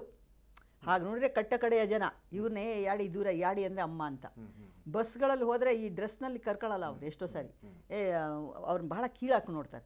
ಅಂಥ ಜನಗಳು ಅವರನ್ನು ಇವರು ದೂರ ಇಡುವಂಥದ್ದು. ಅಂದರೆ ಶತಮಾನಗಳಿಂದಲೂ ಕೂಡ ಈ ಜನ ಬಹಳ ದೂರದವರು, ಇವರು ಕಟ್ಟ ಕಡೆಯ ಜನ, ಇವರು ನಮಗಿನ್ನ ಕೆಳಗೆ ಅನ್ನುವಂಥದ್ದು ತಲೆಯಲ್ಲಿ ತುಂಬಿರೋದ್ರಿಂದ ಪ್ರತಿಯೊಂದು ಜಾತಿಯ ಜನನೂ ಹಂತ ಹಂತವಾಗಿ ಏನು ಬ್ರಾಹ್ಮಣ, ವೈಶ್ಯ, ಶೂದ್ರ ಈಗ ಬಂದಿದೆ, ಈ ಉಪಜಾತಿಗಳಲ್ಲಿ ಎಲ್ಲದಕ್ಕಿಂತ ಇವರನ್ನು ಕೊನೆ ಅಂತ ತಿಳಿದಿರೋದ್ರಿಂದ ಆ ತಲೆಯಲ್ಲಿ ತುಂಬಿಸಿರೋದ್ರಿಂದ ಇವರನ್ನು ಮುಟ್ಟಿಸ್ಕೋಬಾರ್ದು ಅನ್ನುವಂಥದ್ದು ಬಂದಿರೋದ್ರಿಂದ ಅವರು ಏನು ಮಾಡಿದರೂ ಅವ್ರು ಮುಂದೆ ಬರೋದಕ್ಕೆ ಸಾಧ್ಯ ಆಗ್ತಿಲ್ಲ. ಹಾಗೆ ನೋಡಿದ್ರೆ ಅವರಲ್ಲಿ ಮುಖ್ಯಮಂತ್ರಿಯ ಪಟ್ಟ ಇದೆ ಬೇರೆ ರಾಜ್ಯಗಳಲ್ಲಿ. ಆಮೇಲೆ ಇವತ್ತು ಬುಡಕಟ್ಟು ಮಹಿಳೆ ಪ್ರಧಾನಿಯಾಗಿದ್ದಾಳೆ, ದ್ರೌಪದಿ ಮುರ್ಮು. ಇವಿಷ್ಟೆಲ್ಲ ಆಗಿ ಸರ್ಕಾರದಲ್ಲಿ ಇವತ್ತು ಕೇಂದ್ರ ಸರ್ಕಾರದಲ್ಲಿ 3-4 ಜನ ಮಂತ್ರಿ ಇದ್ದಾರೆ ದಲಿತರು. ಇವರಿಲ್ಲ, ಲಂಬಾಣಿ ಅಥವಾ ಬೇರೆ ಬುಡಕಟ್ಟಿನವರಿಲ್ಲ. ಆದರೂ ಕೂಡ ಅವರು ಏನೇ ಹೋರಾಟ ಮಾಡಿದರೂ ಕೂಡ ಅವರು ಆರ್ಥಿಕವಾಗಿ ಬಲಶಾಲಿ ಆಗ್ಬೋದು, ಆದರೆ ಸಾಂಸ್ಕೃತಿಕವಾಗಿ ಬಲಶಾಲಿ ಆಗೋಕ್ಕಾಗ್ತಿಲ್ಲ. ಸಾಂಸ್ಕೃತಿಕವಾಗಿ ಎಲ್ಲಿಯವರೆಗೆ ಬಲ ಆಗಲ್ವೋ ಅದಕ್ಕೇ ಬಾಬಾ ಸಾಹೇಬ್ ಅಂಬೇಡ್ಕರ್ ಸ್ವಾತಂತ್ರ್ಯ ಸಂಗ್ರಾಮದಲ್ಲಿ ಹೆಚ್ಚು ಭಾಗವಹಿಸಲಿಲ್ಲ. ಅವ್ರು ಹೇಳ್ತಿದ್ದಿಷ್ಟೇ, ಬ್ರಿಟಿಷರೇ ನೀವು ಹೋಗ್ಬಿಟ್ರೆ ನಮ್ಮ ಗತಿ ಏನು. ಈಗ ಒಬ್ಬ ಒಬ್ಬ ಮನುಷ್ಯ, ಈ ದಲಿತ ಮನುಷ್ಯ, ಮಾದಿಗ ಅಥವಾ ಹೊಲೆಯ ಜನಾಂಗದ ಒಬ್ಬ ಮನುಷ್ಯನಿಗೆ ಸಿಪಾಯಿ ಸ್ಥಾನ ಕೊಡ್ತಾರೆ. ಅವ್ನು ದಿನ ಬಂದು ಆಫೀಸ್ ಇದು ಮಾಡಿ ಹೋಗಬೇಕು. ಆ ಹೊತ್ತಿನಲ್ಲಿ ಬ್ರಾಹ್ಮಣರು ಕೇರಿ ಎಲ್ಲ ಇರ್ತದೆ, ಅವ್ರು ಹೇಳ್ತಾರೆ ಅವ್ನು ನೆರಳು ಬೀಳತ್ತಿಲ್ಲಿ, ಅವನಿಗೆ ನೀವು ಕೊಡಬಾರ್ದು ಕೆಲಸ, ಅವ್ನು ತೆಗೆದುಹಾಕ್ಬಿಡಿ. ಬ್ರಿಟಿಷರು ಅಷ್ಟು ಮಾನವೀಯತೆ ಇರುತ್ತೆ ಅವನಿಗೆ. ಅವ್ರ ಆಫೀಸನ್ನೇ ಬದಲಾಯಿಸ್ತಾರೆ. ಆ ಕಡೆ ನಿಮ್ಮ ಮನೆ ಹತ್ರ ಅವ್ನು ಬರಲ್ಲ, ಈ ಕಡೆನೇ ನಾವು ಮಾಡ್ತೀವಿ ಅಂತ ಅವನಿಗೋಸ್ಕರ ಆಫೀಸ್ ಬದಲಾಯಿಸಿ ಅವನಿಗೆ ಮಾನ್ಯತೆ ಕೊಡ್ತಾರೆ. ಅದಕ್ಕೆ ರಾಮ್ಜಿ ಸತ್ಪಾಲ್ ನಂತರು ಸೈನಿಕದಲ್ಲಿ ಸೇರಿ ಕೆಲಸ ಮಾಡುವಂಥ ಒಂದು ಹಂತಕ್ಕೆ ಹೋಗಿದ್ದು. ಅಷ್ಟೆಲ್ಲ ಪ್ರೋತ್ಸಾಹ ಕೊಟ್ಟಿದ್ದಾರೆ. ಈಗ ಶಾಹು ಮಹಾರಾಜ್ ಅವರೆಲ್ಲ ಇಲ್ಲ ಅಂದರೆ ಬಾಬಾ ಸಾಹೇಬ್ ಬರ್ತಿರ್ಲಿಲ್ಲ. ಆದರೆ ಬಾಬಾ ಸಾಹೇಬ್ನಷ್ಟು ಅಂಬೇಡ್ಕರಷ್ಟು ಗಟ್ಟಿಯಾಗಿ ಓದಿ ಗಟ್ಟಿಯಾಗಿ ಅರ್ಥ ಮಾಡಿಕೊಂಡು ಈ ದೇಶದ ಜನಗಳ ಮನಸ್ಸನ್ನು ಅರ್ಥ ಮಾಡ್ಕೊಳ್ಳುವಂಥ ಶಕ್ತಿ ಈ ಜನಗಳಲ್ಲಿ ಬಂದಿಲ್ಲ, ಯಾರಲ್ಲೂ ಕೂಡ ಬಂದಿಲ್ಲ. ಇವತ್ತು ನೀವು ರಾಜಕಾರಣದಿಂದ ಬಂದವರಿದ್ದೀರಿ, ಸಚಿವರಾದವರಿದ್ದೀರಿ, ಕನ್ನಡ ಮತ್ತು ಸಂಸ್ಕೃತಿ ಇಲಾಖೆ, ಮಕ್ಕಳ ಇಲಾಖೆ ಇಂಥವೆಲ್ಲ ಇದನ್ನು ಮಾಡಿರಲ್ಲ. ಆವಾಗಿನ ನಿಮ್ಮ ರಾಜಕಾರಣಗಳು ಒಬ್ಬ ಮಹಿಳೆಯಾಗಿ ಈ ಏನು ನೀವು ಇದನ್ನು ಸಚಿವ ಸ್ಥಾನ ತಗೊಳ್ಳೋದಾಗಿರ್ಬೋದು, ಅಧಿಕಾರ ಇದನ್ನು ಹಿಡಿಯೋದಾಗಿರ್ಬೋದು, ಅಂಥ ಇದರೊಳಗೆ ಈ ಮಹಿಳೆಯವರು ಇವರನ್ನು ನಾವು ದೂರ ಇಡಬೇಕು ಅಥವಾ ಇವರನ್ನು ಉಪಯೋಗ ಮಾಡ್ಕೋಬೇಕು, ಇಂಥವು ಯಾವಾದರೂ ಕಹಿ ಅನುಭವ ಮೇಡಮ್? ಕಹಿ ಅನುಭವ ಇರುತ್ತೆ. ನನಗೆ ಒಂದು ನೋಡಿ, ಮನೆಯ ಸಂಸ್ಕೃತಿ ಹೆಂಗೆ ಮುಂದೆ ಕಾಪಾಡತ್ತೆ ಅನ್ನೋದಕ್ಕೆ ಇದು ಹೇಳ್ತೀನಿ ನಾನು. ನಾವು ಹೆಣ್ಣುಮಕ್ಕಳು ನನ್ನ ಶೀಲವನ್ನು ನಾನು ಯಾವ ಕಾರಣಕ್ಕೂ ಹರಣ ಆಗಕ್ಕೆ ಬಿಡಲ್ಲ ಅನ್ನೋದನ್ನು ಚಿಕ್ಕನ್ನಲ್ಲಿ ಕಲಿಸ್ಬಿಟ್ರೆ ಮುಂದವರು ಏನು ಬಗ್ಗಲ್ಲ ಯಾರಿಗೂ. ಆಗ ಆ ಗಂಡಸಾಗಿರೋನು ನೋಡ್ತಾನೆ, ಪ್ರತಿಯೊಬ್ಬ ಮನುಷ್ಯನಲ್ಲೂ ಒಂದು ಮೃಗ ಇರ್ತದೆ. ಆ ಮೃಗವನ್ನು ಪಳಗಿಸುವಂಥ ಗುಣ ಮಹಿಳೆಗೆ ಇರಬೇಕಾಗ್ತದೆ. ಆ ಮಹಿಳೆ ಆ ಮೃಗಕ್ಕೆ ವಶ ಆಗದೇನೆ ಅದನ್ನು ದಮನ ಮಾಡುವಂಥ ಒಂದು ಶಕ್ತಿ ಚಿಕ್ಕನ್ನಲ್ಲಿ ಬರುತ್ತೆ. ಈಗ ನಮ್ಮ ಮನೆಗಳಲ್ಲಿ ಮಾತೆತ್ತಿದ್ರೆ ಶೀಲದ ಬಗ್ಗೆ ಹೇಳೋರು, ಗಂಡಸು ಕೂಡ. ನಮ್ಮಪ್ಪ ಭಾಳ ಸ್ಟ್ರಿಕ್ಟು. ನಮ್ಮ ಅಜ್ಜನಿಗೆ ಹೇಳ್ತಿದ್ರು, ನಮ್ಮ ಅಜ್ಜ ಲೂಸು ಅಂಥೇಳಿ, ಕಚ್ಚೆ ಹರ್ಕ ಅನ್ನೋ ಶಬ್ದ. ಆದರೆ ಬಾಕಿಯವರೆಲ್ಲ ನಮ್ಮಲ್ಲಿ ಬಹಳ ನೀಟಾಗಿರ್ತಾಯಿದ್ರು, ಗಂಡಸರು ಹೆಂಗಸರು ಎಲ್ಲರೂ. ಅದನ್ನು ಅವರು ಒಂದು ಗೌರವಾನ್ವಿತ ಮನೆತನ ಅನ್ನೋ ಥರ ಅದನ್ನು ಕಾಪಾಡ್ಕೊಳ್ತಿದ್ರು. ಅದು ನಮ್ಮ ಮೇಲೆ ಎಂಥ ಪರಿಣಾಮ ಬೀರ್ತು ಅಂದರೆ, ನಾವೇನಾದ್ರು ತಪ್ಪು ಮಾಡಿದರೆ ನಿನಗೆ ದೇವರು ಬಾಣಲಿಲ್ಲ ಹಾಕಿ ಹುರಿತಾನೆ, ಸುಳ್ಳು ಹೇಳ್ಬೇಡ. ಆಮೇಲೆ ನಮ್ಮಪ್ಪ ಮಾತಿತ್ರ, ನಮ್ಮಪ್ಪನ ಹತ್ರ ಒಂದು 10 ರೂಪಾಯಿ 20 ರೂಪಾಯಿ ಒಂದು ಆಣೆ 2 ಆಣೆ ಕೂಡ ತಂದು, ಬಾಲಾಜಿ ನಾಯಕ ನೀನು ಇಟ್ಕೊ ಅಂತ ಕೊಡೋರು, ಗಂಗಾಬಾಯಿ ನೀನು ಇಟ್ಕೊ ಅಂತ ಕೊಡೋರು ನಮ್ಮ ತಾಯಿಗೆ. ಅವರನ್ನು ಯಾಕೆಂದರೆ ಅವ್ರ ಹತ್ರ ಏನೂ ಇಲ್ಲ ಇಟ್ಕೊಳ್ಳೋಕ್ಕೆ. ಆಮೇಲೆ ಇವರು ಸಮಯ ಬಂದಾಗ ಕೊಡೋರು. 1 ಪೈಸಾ ಅದರಲ್ಲಿ ಅವರು ಮುಟ್ತಿರ್ಲಿಲ್ಲ. ಇವೆಲ್ಲ ನಾವು ಗಮನಿಸ್ತಿದ್ವಿ. ಅಂದರೆ ಶೀಲ ಮನುಷ್ಯನಿಗೆ ಬಹಳ ಮುಖ್ಯ. ಆಗ ನಾನು ಆ MLCR ಟೈಮ್ನಲ್ಲಿ ಎಂದೂ ಕೂಡ ಹೂ ಮುಡಿಲಿಲ್ಲ. ಯಾಕೆ ಹೂ ಮುಡಿಲಿಲ್ಲ ಅಂದರೆ, ನನ್ನ ಹೂವಿನ ವಾಸನೆ ಪಕ್ಕದಲ್ಲಿರೋರಿಗೆ ಬಂದಾಗ ಅವ್ರಿಗೆ ಯಾವುದೋ ಒಂದು ಭಾವನೆ ಬರಬಹುದು ನನ್ನ ಬಗ್ಗೆ. ಇಲ್ಲಿ ಎಲ್ಲ ಗಂಡಸರಿದ್ದಾರೆ, ನಾನು ಗಂಡಸಿನ ಥರ. ಹೀಗೆ ನನ್ನ ಗುಣ ಆಗಿತ್ತಂದರೆ, ಯಾರಾದರೂ ನನ್ನ ಪಕ್ಕದಲ್ಲಿ ಕೂತ್ರೆ ನಾ ಬೇಡ ಅಂತಿರ್ಲಿಲ್ಲ ಗಂಡಸರು. ಯಾಕೆ ಕೂತ್ಕೊಳ್ಳಿ, ಅದಕ್ಕೆ ಪ್ರೀತಿಸುವ ಬಾ ಅನ್ನೋ ಒಂದು ಪದ್ಯ ಹೇಳಿದರು ಮೇಡಮ್. ಬನ್ನಿ, ಸಹೋದರತ್ವ ಇದ್ದರೆ ಬನ್ನಿ, ನೀವು ಪ್ರೀತಿಸುವ. ಹೀಗೆ ಪುರುಷನನ್ನು ನಾವು ಆ ದೃಷ್ಟಿಯಿಂದ ನೋಡಿದರೆ ಅವನು ತುಂಬ ನಮ್ಮನ್ನು ಗೌರವಿಸ್ತಾನೆ. ಇದು ನನ್ನ ಅನುಭವ. ಲಂಕೇಶ್ ಲೂಸ್ ಅಂತಾರೆ. ಲಂಕೇಶ್ ಒಂದ್ಸಾರಿ, ಲಲಿತಾ ನಾಯ್ಕ ಇಲ್ಲೇ ಕೂತ್ಕೊಳ್ರಿ, ನನಗೆ ಭಯ ಆಗ್ತಿದೆ, ಅಯ್ಯಮ್ಮ ಬರ್ತಿದ್ದಾರೆ ಅಂದರು. ಒಂದ್ಸಾರಿ ದಪ್ಪಕ್ಕೊಬ್ಬರು ಬಂದರು, ಯಾಕೆ ಸಾರ್ ಭಯ, ನಿಮಗೆ ನಿಮ್ಮನ್ನೇ ನೋಡಿ ಎಲ್ಲ ಹೆದರ್ತಾರೆ ಅಂತ. ಇಲ್ಲ ಕೂತ್ಕೊಳ್ಳಿ, ನೀವು ಹೇಳ್ತೀನಿ, ನೋಡ್ತೀರಿ ನೀವು ಹೆಂಗೆ ಆಡ್ತಾರೆ ಅನ್ನೋದು ಅಂತಂದರು. ಅಂದರೆ ಅವರು ಎಲ್ಲ ಏನೇನು ಹಚ್ಕೊಂಡು ಅವೆಲ್ಲ ಮಾಡಿಕೊಂಡು ಅಂತ ಬಂದಾಗ ನನಗೆ ಎಲ್ಲಿ ಕೆಟ್ಟ ಹೆಸರು ಬರುತ್ತೋ ಏನಾಗುತ್ತೋ ಅನ್ನೋದು ಅವ್ರಿಗೆ ಸ್ವಲ್ಪ ಇರುತ್ತೆ. ಎಂಥ ಇದಿದ್ರೂ ಕೂಡ, ಲೂಸ್ ಇದ್ದರೂ ಕೂಡ ಅವರಿಗೂ ಒಂದು ತನ್ನದೇ ಆದಂಥ ಒಂದು ಮರ್ಯಾದೆ ಘನತೆ ಬಗ್ಗೆ ಒಂದು ಭಯ ಇರ್ತದೆ. ಅದಕ್ಕೆ ನಾವು ಆಸ್ಪದ ಕೊಡಲಾರ್ದಂಗೆ ಇದ್ದರೆ ನನ್ನನ್ನು ಅದು ಕಾಪಾಡ್ತು. ನಾನು ಪಟೇಲ್ರ ಹತ್ರ, ನೀವು ಮಂತ್ರಿ ಹೋಗಿತ್ತು ನಂದು ಮಗನ ಬಗ್ಗೆ ಬಂದು, ಆದರೆ ಅವನ ಮಗಂದೇನು ತಪ್ಪಿಲ್ಲ, ಕೇರಳದವ್ರು ಬಂದು ಆಟ ಆಡಿರು, ಕನ್ನಡಕ ತೆಗೆದ್ರು, ಅಂಬೇಡ್ಕರ್ದು ಎಲ್ಲ ಮುಗೀತು, ಮಗ ಕಾಲೇಜಿಗೂ ಹೋದ, ಎಲ್ಲ ಸೇರಿಕೊಂಡ. ನನಗೆ ಹೇಳಿದ್ರು, ನೀವು ಹೋಗಿ ಪಟೇಲ್ರ ಹತ್ರ ಕೇಳ್ರಿ, ಯಾಕೆಂದರೆ ದೇವೇಗೌಡರು ಅಷ್ಟೊತ್ತಿಗೆ ಇದಾಗಿದ್ದರು, ಏನು ಪ್ರಧಾನಿಯಾಗಿ ಹೋಗಿದ್ದರು, ಪಟೇಲ್ರವರು ಮುಖ್ಯಮಂತ್ರಿ ಆಗಿದ್ದರು. ಇನ್ನು ಪೇಪರ್ನಲ್ಲಿ ಬಂತು, ಲಲಿತಾ ನಾಯ್ಕದೇನೂ ತಪ್ಪಿಲ್ಲ ಅಂತಾಗಿದೆ, ಅವ್ರಿಗೆ ಇಷ್ಟಲ್ಲೇ ಮಂತ್ರಿಯನ್ನು ಕೊಡಲಾಗುವುದು, ದೊಡ್ಡ ಅಕ್ಷರದಲ್ಲಿ ಪೇಪರ್ನಲ್ಲಿ ಬಂತು. ಇವತ್ತಿಗೂ ಇದೆ ಆ ಪೇಪರ್. ಅವ್ರು ಕೊಡಲಿಲ್ಲ, ಅವರೇ ಹೋಗ್ಬಿಟ್ರು. ಆಮೇಲೆ ಅದು ಬಂದಾಗ ನನಗೆ ಹೇಳಿದರು, ಎಲ್ಲ ನೀವು ಹೋಗಿ ಕೇಳ್ರಿ ಅಂದರು. ಈ ಕೇಳೋದು ಯಾಕ್ರಿ, ಗೊತ್ತಿದೆಯಲ್ಲ ಅವರಿಗೆ, ನಾನು ಲಂಕೇಶ್ ಪತ್ರಿಕೆ ರಿಪೋರ್ಟರ್ ಅನ್ನೋದು ನಮಗೆ ನಮ್ಮ ತಲೆಯಲ್ಲಿ ಏನಿತ್ತಂದರೆ ಏನೂ ಬೇಡಬಾರ್ದು, ಯಾರಿಗೂ ಏನೂ ಕೇಳಬಾರ್ದು. ಆಮೇಲೆ ಒಂದು ದಿವಸ ನನಗೆ ಯಾರ್ಯಾರೋ ಹೊರಗಡೆ ನಿಂತರು, ನಾನು ಬನ್ನಿ ಒಳಗೆ ಲಲಿತಾ ನಾಯ್ಕ ಅಂದರು. ಹೇಮಾ ಚೌಧರಿನೂ ಅವರು ಏನೋ ಖಾರನೋ ಏನೋ ತಿಂತಾಯಿದ್ರು ಟೇಬಲ್ ಮೇಲೆ ಇಟ್ಕೊಂಡು. ಆಗ ನನಗೆ ಹೇಳಿದರು, ನೀವು ಕೇಳ್ರಿ ಅಂತ. ಆಮೇಲೆ ಇನ್ನೊಂದು ಮಾತು ಹೇಳಿದರು, ಪಟೇಲ್ರಿಗೆ ಬೇಡ, ಹೇಮಾ ಚೌಧರಿ ಕೇಳ್ರಿ ನೀವು ಅಂತ ಹೇಳಿದರು. ನಾನು ಮುಖ್ಯಮಂತ್ರಿ ಅವರು, ಹೇಮಾ ಚೌಧರಿ ನಾನು ಯಾಕೆ ಕೇಳಲಿ ಅಂತ, ಏನಮ್ಮ ಏನು ವಿಷಯ ಅಂದ್ರೆ, ಏನಿಲ್ಲ ಸರ್, ಚೆನ್ನಾಗಿದ್ದೀನಿ, ಬರ್ತೀನಿ ಸರ್ ಅಂಥೇಳಿ ಎದ್ದು ಬಂದೆ. ಆಯಿತು ಅಂತ, ಕಾಫಿ ಕುಡಿಯಮ್ಮ ಅಂದರು. ಆಮೇಲೆ ಒಂದು ಏನಾದ್ರು ಕೇಳಿದರೆ ಪಟೇಲರು ದೇಶ ವಿದೇಶಗಳ ಸುದ್ದಿ ಹೇಳೋರು. ಭಾಳ ತಿಳುವಳಿಕೆ ಇತ್ತು, ಕರ್ನಾಟಕದ ರಾಜಕಾರಣದೊಳಗೆ ಪಟೇಲ್ರು ಮತ್ತು ಏನು ಹೆಗಡೆ ಅವ್ರನ್ನ ಬಿಟ್ರೆ ಆ ಎತ್ತರದ ಇದು ಥಿಂಕಿಂಗ್ ಅದಲ್ಲ, ಆಲೋಚನೆ ತುಂಬ ಇತ್ತು. ಆಗ ನಾವು ಯಾವಾಗ ಅದರ ಬಗ್ಗೆ ಹೆಚ್ಚು ಗಮನ ಹರಿಸಿ ಅವರಲ್ಲಿರುವಂತಹ ದೇಶ ವಿದೇಶಗಳ ಸುದ್ದಿ ಬಗ್ಗೆ ನಾವು ಹೆಚ್ಚು ಕೇಳಿಕೊಂಡಾಗ, ಅದನ್ನು ಅವ್ರು ಹೇಳೋಕ್ಕೆ ಶುರು ಮಾಡಿದಾಗ ನಮ್ಮ ಬಗ್ಗೆ ಅವರಿಗೆ ಕೆಟ್ಟ ಭಾವನೆ ಬರೋಕ್ಕೆ ಸಾಧ್ಯನೇ ಇರಲಿಲ್ಲ. ಆ ರೀತಿಯಾಗಿ ನನಗೆ ಇದು ಮಾಡಿದರು. ಒಂದು ಸಾರಿ ಮಾತ್ರ ಈ ಬಸವರಾಜ ಬೊಮ್ಮಾಯಿಯವರ ಇವರು ನಮ್ಮ ಬೊಮ್ಮಾಯಿಯರು ಎಸ್ ಆರ್ ಬೊಮ್ಮಾಯಿಯರು ಏನೇನೋ ಒಂಥರ ಸ್ವಲ್ಪ ಇದು ಮಾಡಿದರು, ಚಾಷ್ಟೆಗಳು ಮಾಡೋ ಥರ. ಆದರೆ ಅದನ್ನೇನು ಗಮನಿಸಲೇ ಇಲ್ವೇನೋ ಅನ್ನೋ ಥರ ನಾನು ಇದು ಬಿಟ್ಟೆ. ಆ ಥರದಲ್ಲಿ ನಾವು ಪಾರಾದ್ವಿ. ಯಾಕೆ ಪಾರಾದ್ವಿ ಅಂದರೆ, ಏನೋ ನೋಡಿ ಮಾಡ್ತದ್ ಮೇಡಮ್, ಬಿಡಿ ಈಗ ಏನೋ ಮಾಡ್ತದ್ ಈಗ ಬಿಡು. ಪಾರಾದ್ರಿ ಅನ್ನೋದು ಐತಲ್ಲ, ಹಾಂ ಅಂದ್ರೆ ಇವತ್ತು ಪುರುಷ ಪ್ರಧಾನ ವ್ಯವಸ್ಥೆ ಒಳಗೆ ನಾವು ಅದರಿಂದ ಪಾರಾದೀವಿ ಅನ್ನೋದು ಐತಲ್ಲ, ಇವತ್ತಿಗೂ ಇದು ಇದೆ ಅದೇ. ಇದೆ ಇದು ಅದೇ ನಮ್ಗೆ ಕೊನೆಯ ತಪ್ಪಂದ್ರೆ ಕೇಳಿದ್ರೆ ಇವತ್ತು ಮಹಿಳೆಯರು ಈ ಹೋರಾಟಗಾರರು ಭಾಳಷ್ಟು ಅದಾರ. ಮಹಿಳೆ ಹೋರಾಟ ದೊಡ್ಡ ಹೋರಾಟ ಸಾಕಷ್ಟು ಇದು ಅದರೊಳಗೆ ಗ್ರೂಪಿಸಮ್ಸ್ ಇದು ಜಾಸ್ತಿ ಅದ. ಪ್ರೋಗ್ರೆಸಿವ್ ಇದ್ರೊಳಗನ ಗ್ರೂಪಿಸಮ್, ನಿಮ್ಗೆ ಕಂಡ್ರೆ ನನಗೆ ಆಗ್ಬಾರ್ದಲ್ಲ, ನನ್ನ ಕಂಡ್ರೆ ಅವ್ರಿಗೆ ಆಗ್ಬಾರ್ದಲ್ಲ, ಇಂಥವು ಇದು ಅದಲ್ಲ. ಈ ಮಹಿಳಾ ಹೋರಾಟಗಾರರಿಗೆ ಏನನ್ನು ಹೇಳಲಿಕ್ಕೆ ಬಯಸ್ತೀರಿ ನೀವು? ಅಂದರೆ ಇವತ್ತು ಚಿದ್ರ ಆಗಿರ ಕರೆ ಹೇಳಬೇಕು ಅಂತ ಹೇಳಿದ್ರೆ ಅಲ್ಲೊಂದು ಗುಂಪದ, ಇಲ್ಲೊಂದು ಗುಂಪದ, ಅಲ್ಲೊಂದು ಅವ್ರು ತಿಳಿದ ಅವ್ರು ಮಾಡ್ತಾರೆ, ಇವ್ರು ತಿಳಿದ ಇದು ಮಾಡ್ತಾರೆ. ಇಂಥ ಒಟ್ಟು ಏನಾದರೂ ಮಹಿಳೆಯರು ಒಂದು ನೆಲೆಗಟ್ಟಿನೊಳಗೆ ಏನಾದರೂ ಹೋರಾಟ ಕೇಳಿದ್ರೆ ಈ ಬದಲಾವಣೆ ಅನ್ನೋದು ಐತಲ್ಲ, ಇವತ್ತು ಮಹಿಳೆಯರನ್ನು ದುರುಪಯೋಗ ತಗೊಳ್ಳೋದಾಗಿರ್ಬೋದು, ಅದು ರಾಜಕೀಯ ಆಗಿರ್ಬೋದು, ಸೋಷಿಯಲ್ ಇದು ಆಗಿರ್ಬೋದು, ಇದು ಅದಲ್ಲ, ಅದನ್ನು ತಡೆಗಟ್ಟಲಿಕ್ಕೆ ಸಾಧ್ಯತೆ ಇದೆ ಅಂತ ಅಂದ್ರೆ ಫೋರ್ಸ್ ಅದಲ್ಲ. ಇಡೀ ಒಂದು ಎಲ್ಲವೂ ತಂಡಗಳು ಒಂದು ಕಡೆ ಇದು ಆದರೆ ಖಂಡಿತ ಒಂದಿಷ್ಟು ಸಮಥಿಂಗ್ ಮಹಿಳಾ ಇದರೊಳಗೆ ಬದಲಾವಣೆ ಮಾಡಬಹುದು ಅಂತ. ಆ ನಿಟ್ಟಿನೊಳಗೆ ನಿಮ್ಮ ಈ ಹೋರಾಟಗಾರರಿಗೆ, ಮಹಿಳಾ ಹೋರಾಟಗಾರರಿಗೆ ಏನನ್ನು ಹೇಳಲಿಕ್ಕೆ ಬಯಸ್ತೀರಿ? ಆ ನಿಟ್ಟಿನಲ್ಲಿ ನಾನು ಹೇಳೋದಿಷ್ಟೇ, ಮಹಿಳೆಯರು ಮೊದಲು ಆಮಿಷಗಳಿಂದ ಹೊರಗೆ ಬರಬೇಕು. ಆಮಿಷಗಳಿಂದ ಹೊರಗೆ ಬಂದಾಗ ಆ ಗುಂಪು ಆ ಎಲ್ಲವನ್ನು ಒಂದು ರೀತಿಯ ಸಮಾನ ಮನಸ್ಕತೆ ಬರ್ತದೆ. ಈ ಆಮಿಷ ಅಂದರೆ ಏನಂದರೆ, ಇದಕ್ಕೆ ಮರಳಾಗ್ಬಿಡೋದು, ಜಮೀನೇನೋ ತಂದ, ಮತ್ತೇನೋ ಒಡವೆ ವಸ್ತು ಅಥವಾ ಲಂಚ, ಭ್ರಷ್ಟಾಚಾರ, ಇವುಗಳಿಗೆ ನಾನು ಮನೇಲಿರ್ತೀನಿ ಅವ್ರು ತರಲಿ ಬಿಡು ಅನ್ನುವಂಥದ್ದು ಇದೆಯಲ್ಲ, ಅದರಿಂದ ಹೊರಗೆ ಬಂದು ನಾನು ಕೂಡ ಈ ದೇಶದ ಪ್ರಜೆ, ಗಂಡನಿಗೆ ಎಷ್ಟು ಜವಾಬ್ದಾರಿ ಇದೆಯೋ ಅಷ್ಟು ಜವಾಬ್ದಾರಿ ನನಗೂ ಇದೆ. ಭಾಷೆಯ ಬಗ್ಗೆ ನನ್ನ ದೇಶ ಬೆಳಿಬೇಕು, ನನ್ನ ಭಾಷೆ ಬೆಳಿಬೇಕು, ನನ್ನ ಮಕ್ಕಳು ಅಷ್ಟೇ ಅಲ್ಲ ಬೇರೆ ಮಕ್ಕಳು ಕೂಡ ಇವತ್ತು ಸುಸಂಸ್ಕೃತರಾಗಿ ಬೆಳಿಬೇಕು. ಆದ್ದರಿಂದ ನನ್ನ ಗುಂಪುಗಳೇನಿದ್ದಾವೆ, ಮಹಿಳಾ ಸ್ತ್ರೀ ಗುಂಪುಗಳು, ಆ ಗುಂಪುಗಳು ಕೂಡ ಒಂದು ಇದರಿಂದ ಏನು ಪ್ರೌಢತೆಯಿಂದ ಕೂಡಿದ್ದು. ಈ ಸಿಲ್ಲಿಯಾಗಿ ಈ ಅಲಂಕಾರಕ್ಕೆ ಇವರು ಈ ಮಾನಸಿಕವಾಗಿ ಸರಿ ಇಲ್ಲದಂಥ ಜನ ಹೆಚ್ಚು ಅಲಂಕಾರಕ್ಕೆ ಒತ್ತು ಕೊಡ್ತಾರೆ. ಆದರೆ ಅದನ್ನು ಅಲ್ಲ, ಬಸವಣ್ಣ ಅದನ್ನು ತೋರಿಸಿದ್ದಾರೆ. ಈ ನೀಲಾಂಬಿಕೆ ಕಳ್ಳ ಬಂದು ತಗೊಂಡಾಗ ಇನ್ನೊಂದು ಕಡೆ ಅವ್ರು ಹೊಳ್ತಾಳೆ, ಅವರೆಲ್ಲ ಅದನ್ನು ತಗೊಂಡು ಹೋಗಲಿ ಅಂತ ನಾನು ತಿರುಗಿದೆ ಅಂತ ಹೇಳ್ತಾರಲ್ಲ, ಆ ಒಂದು ನೀತಿ ನಮ್ಮ ಮಹಿಳೆಯರಲ್ಲಿ ಬರಬೇಕು.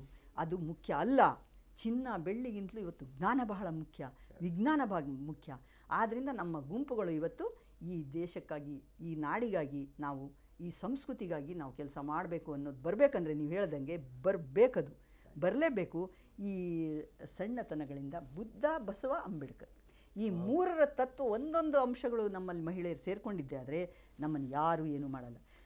ರಾತ್ರಿ 12 ಗಂಟೆಗೆ ತಿರುಗಾಡೋದು ಅಂತಾರಲ್ಲ, ಆಗಲೂ ಏನೂ ಆಗಲ್ಲ. ಯಾಕೆಂದರೆ ನಮ್ಮ ಮಕ್ಕಳು ಸುಸಂಸ್ಕೃತರಿರ್ತಾರೆ. ನಮ್ಮ ಮಕ್ಕಳು ಸುಸಂಸ್ಕೃತರಿದ್ದರೆ ಇನ್ನೊಂದು ಹುಡುಗಿ ಬಂದರೆ ಏನು ತೊಂದರೆ? ಆದ್ದರಿಂದ ಗಂಡು ಹುಡುಗರು ಹೆಣ್ಣು ಹುಡುಗರು ಇಬ್ಬರೂ ಸುಧಾರಣೆ ಮಾಡೋದಕ್ಕೆ ತಾಯಿ ಮತ್ತು ತಂದೆ ಇಬ್ಬರೂ ಶೀಲವಂತರಾಗಬೇಕು. ಬರೀ ಹೆಣ್ಣಿಂದಷ್ಟೇ ಅಲ್ಲ, ಬರೀ ಗಂಡಿಗಷ್ಟೇ ಅಲ್ಲ, ಎಲ್ಲರೂ ಆಗಬೇಕು. ಥ್ಯಾಂಕ್ ಯು ಮೇಡಮ್, ಧನ್ಯವಾದ ಮೇಡಮ್. ಬರೋಬ್ಬರಿ ಒಂದು 30-40 ನಿಮಿಷ ನಾವು ಹರಟೆ ಹೊಡಿದ್ದೀವಿ. ಇದರೊಳಗೆ ನಮ್ಗೆ ಭಾಳ ಮುಖ್ಯ ನಮಗೆ ಗೊತ್ತಾಗಿದ್ದು ಅನ್ನೋದು ಒಂದು ಜನಾಂಗದ, ಒಂದು ಸಮುದಾಯದ ಅವರ ಬದುಕು, ಅವರ ಬದ್ಧತೆ ಅದನ್ನು ಪರಿಚಯ ಮಾಡಿಕೊಟ್ರಿ. ಕರ್ನಾಟಕ ವಿದ್ಯಾವರ್ಧಕ ಸಂಘದ ಕವಿಸಂ ಧ್ವನಿ, ಕರ್ನಾಟಕ ವಿದ್ಯಾವರ್ಧಕ ಸಂಘದ ಧ್ವನಿ ಏನು, ಆ ಧ್ವನಿ ಈ ಸ್ಟುಡಿಯೋಗೆ ಬಂದು ಮುಕ್ತವಾಗಿ ಮಾತಾಡಿರಿ. ತಮಗೆ ಅತ್ಯಂತ ಹೃದಯ ತುಂಬಿ ಕೃತಜ್ಞತೆಗಳನ್ನ, ಧನ್ಯವಾದಗಳ. ನಮಸ್ಕಾರ. ನನಗೂ ಖುಷಿಯಾಗಿದೆ. ಇವತ್ತು ವಿದ್ಯಾವರ್ಧಕ ಸಂಘ ತುಂಬ ಪ್ರಗತಿಪರ ಚಿಂತನೆಯಲ್ಲಿ ಕೂಡಿ ಎಲ್ಲರನ್ನೂ ಒಳಗೊಂಡು ನಮ್ಮಂಥ ಕಟ್ಟಕಡೆಯ ಮನುಷ್ಯರನ್ನು ಕೂಡ ಒಂದು ಮರ್ಯಾದೆ ಕೊಟ್ಟು, ಈ ಧರೆಗೆ ನೀವು ದೊಡ್ಡವರು ಅನ್ನುವಂಥ ದೊಡ್ಡ ಬಿರುದನ್ನು ಕೊಟ್ಟು, ಆ ಧರೆಗೆ ದೊಡ್ಡರೋ ಭಾರನೋ ಹೊರೆನೋ ಏನೋ ಆಗಿದ್ರೂ ಕೂಡ ಇಲ್ಲ ನೀವು ಸರಿಯಾಗೇ ಇದ್ದೀರಿ ಅಂತ ನಮ್ಮನ್ನು ನಂಬಿಸಿ ನಮ್ಮನ್ನು ಧೈರ್ಯ ತುಂಬ್ತಾ ಇದ್ದೀರಲ್ಲ, ಇದು ನಾನು ವಿದ್ಯಾವರ್ಧಕ ಸಂಘ ಇನ್ನೂ ಹೆಚ್ಚು ಬೆಳೀಲಿ, ಎಲ್ರಿಗೂ ನೀವು ಒಳಗೊಂಡು ಇನ್ನೂ ಹೆಚ್ಚು ಕೆಲಸ ಮಾಡಲಿ ಅಂತ ನಾನು ಭಾವಿಸ್ತೀನಿ. ಕನ್ನಡಕ್ಕೆ ಒತ್ತು ಕೊಡೋದಕ್ಕೆ ತಮಗೆ ಸಾಧ್ಯ ಇದೆ. ಮಹಿಳೆಯರಿಗೆ ಇಂಥ ಒಂದು ಜ್ಞಾನೋದಯ ಆಗೋದಕ್ಕೆ ಸಾಧ್ಯ ಇದೆ. ಇವತ್ತು ಮಂಗಳಮುಖಿಯರಿಗೂ ಕೂಡ ತಾವು ಅವಕಾಶ ಕೊಟ್ಟಿದ್ದೀರಾ. ಅವ್ರನ್ನ ಹತ್ರನೇ ಕರೆಯಲ್ಲ ಯಾರು ಅಂತ. ಅದರಲ್ಲಿ ಅದನ್ನು ಸಹಿಸಿಕೊಂಡು ಅವ್ರ ಮನೋವೇದನೆ ಏನಿದೆ ಅದನ್ನು ತಿಳ್ಕೊಂಡು ಔಷಧಿ ಕೊಡೋಕ್ಕೆ ಸಾಧ್ಯನಾ ಅನ್ನೋದನ್ನು ನೋಡ್ತಾ ಇದ್ದೀರಿ. ಇವೆಲ್ಲ ನೋಡಿದಾಗ ನನಗೆ ನಿಜವಾಗಿ ನಾನು ಬಂದು ಸಾರ್ಥಕ ಅನ್ನಿಸ್ತಾ ಇದೆ. ತಮಗೆಲ್ಲ ಮತ್ತೊಮ್ಮೆ ನಮಸ್ಕಾರ. ಧನ್ಯವಾದ ಮೇಡಮ್. Thank you. ಧನ್ಯವಾದ.